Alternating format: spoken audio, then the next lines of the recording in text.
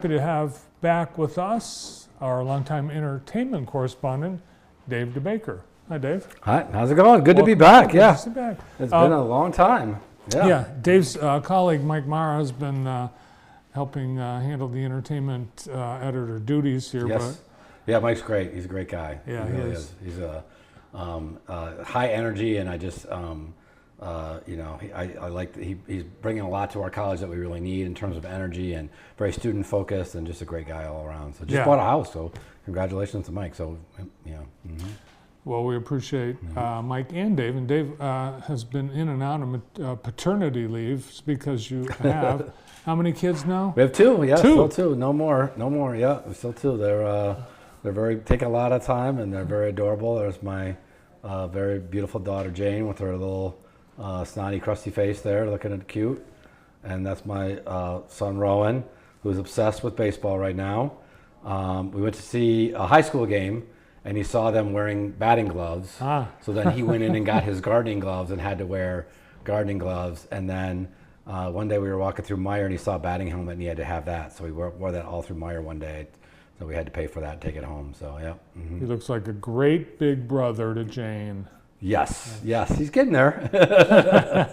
He's getting there. He's a little jealous at times, but he is a good big brother. He does love her crazy. Not quite old enough to leave him as a babysitter for the. Oh no, but we do. Just don't tell anybody. We take off for the weekend sometimes. And just put something like like you feed a cat. Like you just put a bunch of baby food on the floor. And just yeah, but no. Yeah. Yeah. Ropes around. Ropes around. Yeah. We block off the stairs. I don't know why people are so upset. Yeah. Mm-hmm. Well, with little ones, you've got more time to be at home, and you need more suggestions on what to watch. As do I think a lot of our viewers. What are you watching right now? It's still. I think when I said this when I was here, maybe months ago, that it still feels like it's slow. It doesn't feel like there's stuff coming out. I mean, I think the last time I was here, I said, well, probably need to catch up from the strikes and all this, and then you start seeing more content and things like that coming out and shows coming out. But I mean, it was 4th of July weekend. There was not one movie in the movie theater that was new that you wanted to see. I mean, that was like my whole life. There's a 4th of July movie that you will go see, like Independence Day or whatever, that's geared around the 4th of July, or just a huge movie you want to see in the 4th of July. Nothing showing at that time. So, and we had the Bad Boys 3 movie was the last big hit, and then the Wolverine and Deadpool comes out I think next weekend. I think that's when that's released. So it's like 3-4 weeks between big releases of movies coming out. It seems very strange. It's very weird times, I feel like. I don't know if it's changing or permanent or go back or what it is. So it's kind of strange. Probably some still effects of the strike, the writers and actors, and but. Yeah, and then shows. It's like we have not started the House of Dragons, which is, I don't know, are you watching that one? No. Yeah, my wife and I haven't, we can't seem to, we think about it and then we end up going to watching something else instead. But I hear that's amazing. I don't know if that's good. We're currently, our show we just finished watching the second season of, is a show called Colin from Accounts, which is a Australian TV show that's airing on Paramount Plus. And it's, I think, 8 episodes in the first season, maybe. And it's just this story. It's a classic sitcom. It's two people that meet and will they or won't they type of stuff, and they do and then they don't. And Colin is a dog in the show. He's a dog, and I'm not sure if we have a trailer. I don't want to give anything away. No, we don't have a trailer, but I saw the first episode last night after you told us about it, and it's awesome. I can't wait to see the next episode. Yeah, it's just a classic comedy. I mean, he's in his car going to his, he owns a brewery, and she's leaving her house, and she's a internist doctor, on her way to being a full doctor, whatever. And she sees him in the road, and she flashes him, basically, and, a little sly flash, and then he's distracted and hits a dog. And then they take the dog together to the vet, and then it's going to cost like $14,000 to fix the dog, and he pays for it, and it's just kind of their love story, basically. It really is their love story is what it becomes. And great show, very funny. Very easy to watch. Turn on the subtitles. Some things you might not understand, but great cast all around it of characters you're gonna get to know as the episodes unfold. The people at the brewery, the people that she works with at the hospital, his family. It's just a great show. Yeah, I like the guy up in the lab. Yes. Yeah. There's the guy. Ex. Yeah. There's the guy. Yeah, and the vet is in it. She plays a role in as the season unfolds, and just hilarious. Absolutely hilarious show. Just The thing I like about it, it's produced in Australia, and I just love seeing other countries. Yeah. Particularly Australia and New Zealand. I love seeing shows there. I just makes you really want to visit. Yeah, and also just like it's how similar it is, and then also like learning things about that culture, the way they say things, the way they do things.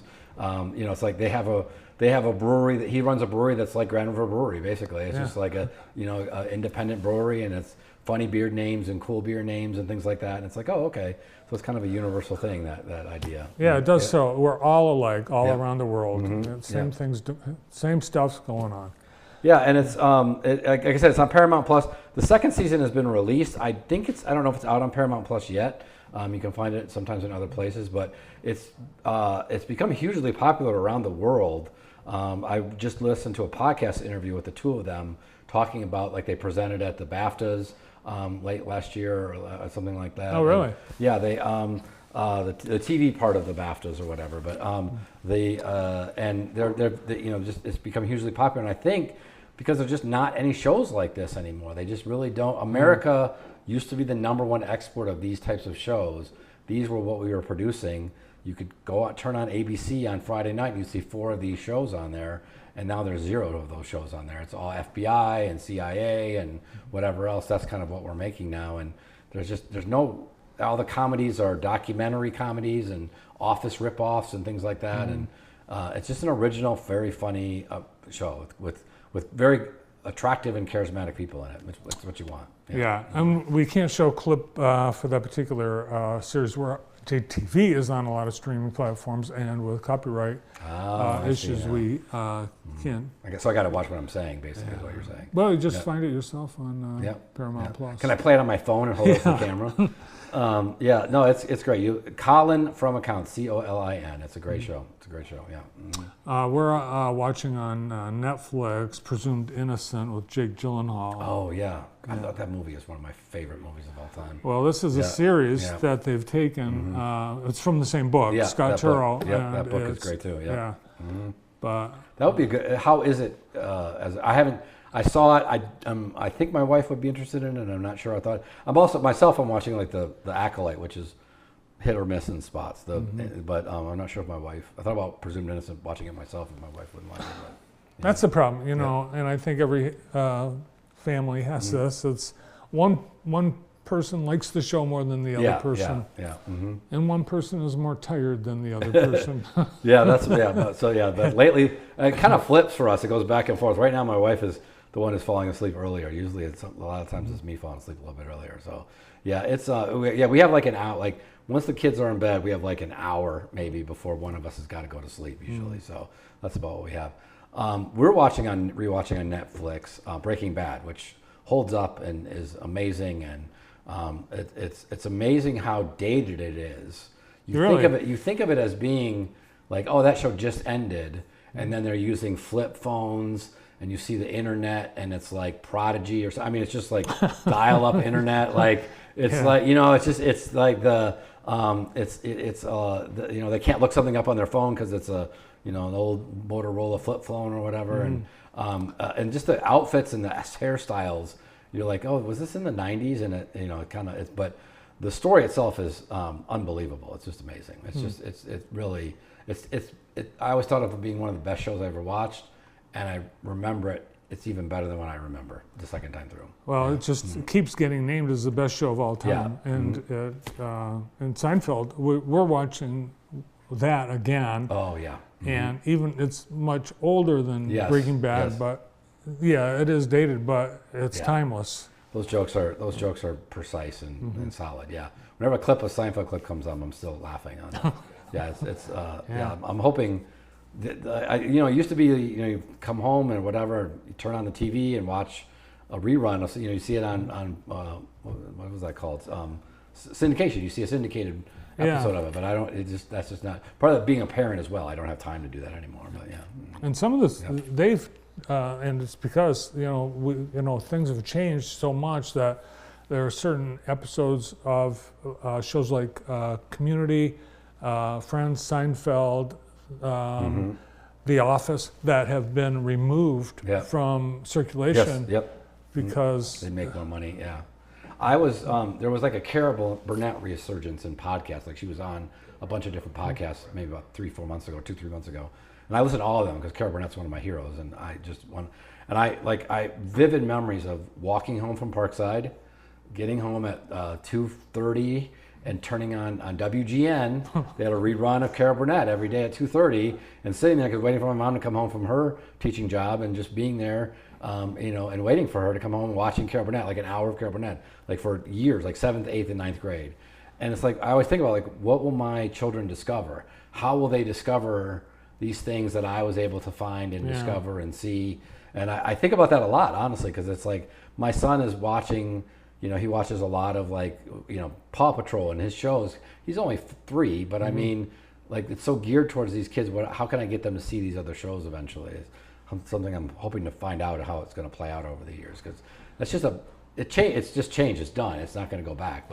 And I'm not saying it's bad. I'm just saying, like, I hope these stories don't get lost. These things don't get lost in time. Yeah, I hope people discover. I agree with Carol Burnett and Dick Van Dyke and I Love Lucy and. Yep. And when we were kids, the CBS just showed their current shows on in the morning, like it was Beverly Hillbillies. Right. Yeah. Those shows that they're always on. Yep. But, Yep. Well, we appreciate you coming back. Oh, it's great to be back. Hibernation. Yeah. Yes. See you again soon, I hope. Yes, I will be back. Entertainment correspondent Dave DeBaker.